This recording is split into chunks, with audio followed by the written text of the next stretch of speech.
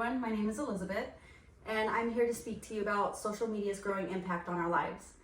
I also wanted to apologize about the way I'm dressed. I did get out of work not too long ago, and I began to record this.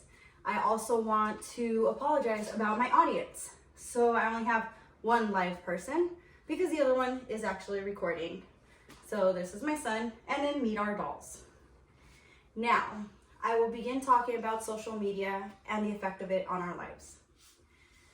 Let's have a social media platform, whether it be Snapchat, TikTok, Instagram, it doesn't matter. They're all a source of which it is considered a social media network.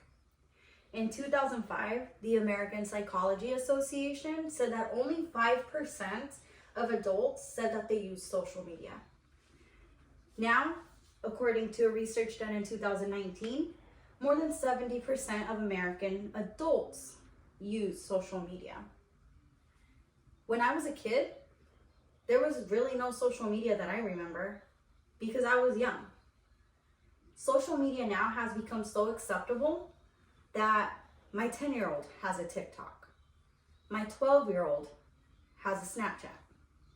Things that were created for adults to be able to meet other adults. What I mean by that is, in this generation, because of smartphones, social media has evolved so much that it has become socially acceptable at any age.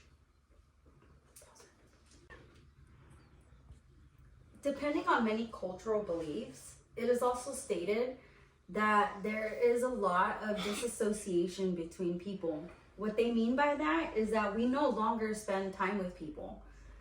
Adults believe that the younger generation no longer wants to spend time with the older, meaning they don't tend to learn as much as the middle generation did with the older generation. Or first generation borns, but to this generation, compared to when I was born as a first generation, things have definitely changed. So cultural beliefs have also been a big influence in this day and age with social media. But there was a research done that states that nothing changes, that people still spend the same amount of time as they do with the stronger bonds in their life. In conclusion with that, what I believe is that we do spend time sometimes too much on social media. Sometimes we do involve ourselves a lot in things we probably shouldn't. We probably give too much time into that for a couple hours of our day or while we're sitting with our other family members or with the people that we love. So in a way, it does feel like disassociation because we are not always having the conversations that we used to have. And we're not having the same family dinners that we used to have. Do I believe that things should be implemented to be able to stop that? Yes, as an adult now I believe that, but as a younger child I did not. Next, I will be speaking about relationships and social media and how they are affected as well. Long distance relationships are brought closer, meaning you can be here in California and have a significant other in Japan, and based only off of time differences, still be able to see each other because of FaceTime and live videos. They can also make it difficult because while you're on this side of the world, social media can show you that that person is living a whole different life as well. But at the end, social media can make you or break you depending on how you use it. Some people use it, like I said, to bring you closer. They use it to see family, to see adventures, to see things that make you happy. Other people use it to break themselves, meaning they use it to hurt other people, meaning family members. They post, they say, they do things.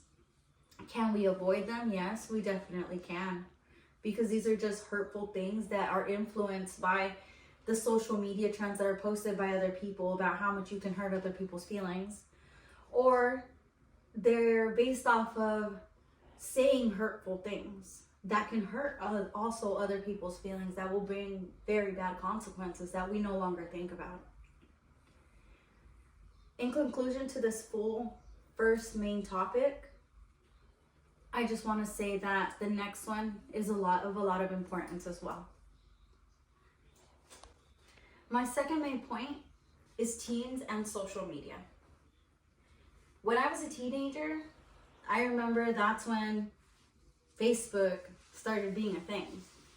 I remember we used to put a little music on Facebook. We used to fix our profile, make it, your own thing. You would make it you. So it started becoming cool. But now, as a parent, the fact that I have a teenager, well, two almost teenagers, a 12 and a 10-year-old. Say hi, 10-year-old. Hello. And the 12-year-old is holding the camera, by the way. I see that I have a lot of fear. One of the reasons why I have a lot of fear is because there's cyberbullying. Cyberbullying is a major problem in the world due to social media.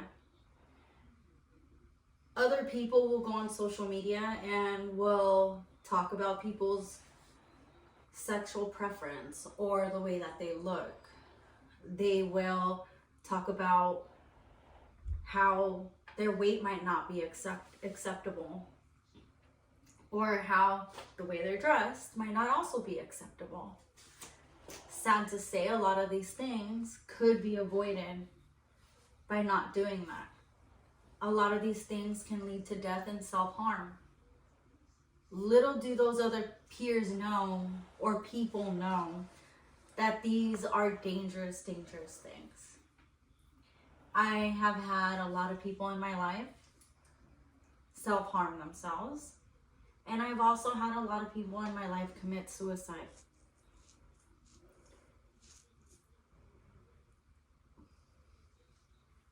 I apologize. It's just a very serious topic. People don't understand that cyberbullying can lead to death. And you will miss people you never knew you could. Other issues about social media are child pornography. Right along with child pornography is child predators. These people will hide behind a face that they find on Google, and they will pretend to be a 10-year-old, a 12-year-old, a 16-year-old, till the child or that other person decides to do something that will place them in harm. What I choose to do in regards to these things, and I know as well the parent of my children, we go through phones at unexpected times. Conclusion, I just wanted to end with everybody, please let's be just a little more mindful about what we do on social media, what we post, because we never know what it could lead to. Thank you so much for your time.